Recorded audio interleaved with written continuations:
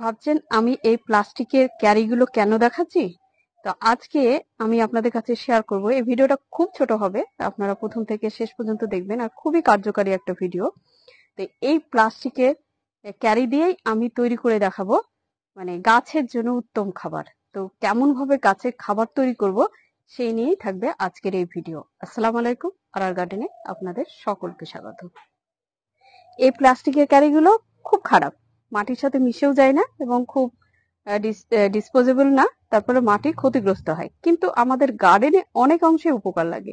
এর আগে আমি একটা ভিডিও শেয়ার করেছিলাম যে এই প্লাস্টিকের মধ্যে খাবার বদ্ধ করে গাছের গোড়ায় গোড়ায় দিয়েছিলাম, সেখান থেকে খাবার পাচ্ছিল। এটা করেছিলাম মার্চ এপ্রিল মে জুন মাসের দিকে, যে সময় প্রচুর গরম থাকে। তা আজকে দেখাবো খুবই সহজ উপায়ে লিকুইড খাবার প্রস্তুতি। এর জন্য আপনাকে মানে কোন রকম জারের দরকার হবে না, বা আরো অনেক অনেক রকম ব্যবস্থা করে সবজির লিকুইড খাবার তৈরি করার জন্য। তো এই প্লাস্টিকের ক্যারি ব্যবহার করে আপনি ইজিলি সবজি থেকে একটা খাবার তৈরি করে ফেলতে পারবেন। তো চলুন আপনাদেরকে দেখাই আমি কিভাবে করি।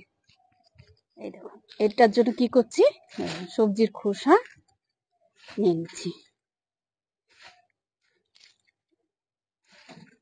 একবার ভর্তি করে নিয়ে নেবেন সবজি খোসাটা। তারপরে ক্যারিটা এর থেকে সোজা টিপস আর হয় না, অনেক প্রসেস আছে যেগুলো অনেক কঠিন হয়ে যায়। এটা খুব ইজি, যারা গার্ডেনে আর কি সময় দিতে চান না, এইভাবে ক্যারি প্যাকটাকে বেঁধে দিই।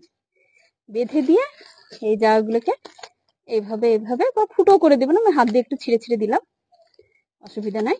আর এই যে জল নিয়েছি, এই জলে এরকম পাত্রগুলো রাখবেন, এটা বসিয়ে দিন, দেখবেন কয়েকদিন পরে একটা লিকুইড কম্পোস্ট তৈরি হয়ে গেছে। এটা গাছের গোড়ায় গোড়ায় দিয়ে দিন।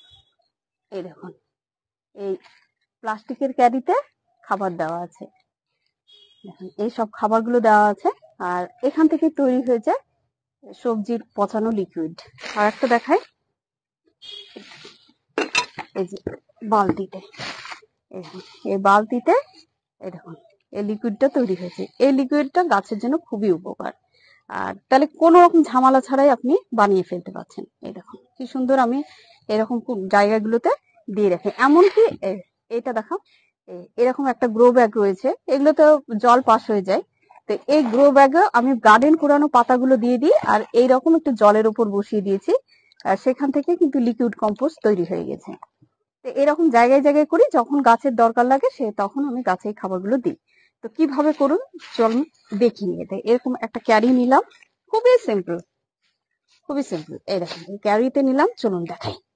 এই যে এখানে লিকুইড কম্পোস্টটা তৈরি হয়েছে, এই যে এতটুকু আমি পেয়েছি, এটার সাথে কতটা জল মেশাবো আপনাদেরকে দেখাই। এটাতে আমি ডবল জল মিশিয়ে নিয়েছি, আর যে কোনো ধরনের গাছে আপনারা দিতে পারেন, বুঝলেন?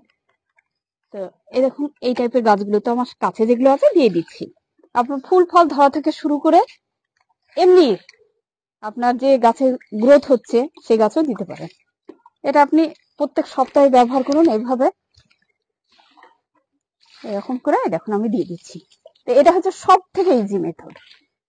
এই মেথডে আপনারা লিকুইড সবজি থেকে একটা কম্পোস্ট লিকুইড বের করে নিতে পারেন আর গাছে দিয়ে দিতে পারেন। তাহলে এইভাবেই আপনারা করুন। এখানেই শেষ করছি। সুস্থ থাকুন, ভালো থাকুন। পরবর্তী ভিডিওতে আবার আপনাদের সাথে দেখা হয়ে যাবে ইনশাআল্লাহ।